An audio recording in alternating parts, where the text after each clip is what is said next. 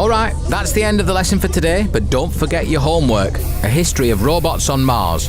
ExoMars Rover certainly isn't the first and won't be the last. Find out as much as you can and submit it online tonight. Class dismissed. Right, let's see what I can find out. I found this website on remarkable robots where you can tap in a question and get an answer from an expert. So, a history of robots, eh? So, what was the first robot sent to Mars?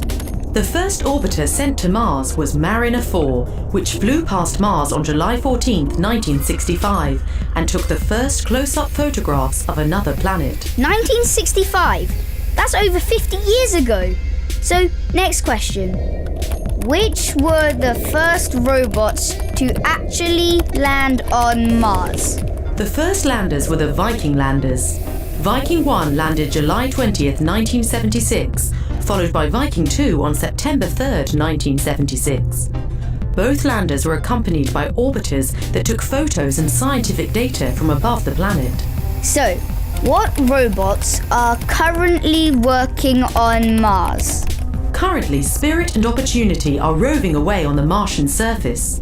Mars Express and Aurora's trace gas orbiter are orbiting the planet. Mars Express even has the first webcam of another planet available. But you see, I really want to know more about the ExoMars rover, which is going to land in 2020. I'm going to ask a question about that. How long will it take to build the first European Mars rover? Work has been underway for 4 years and will continue right up until launch in 2018. Here's a good question.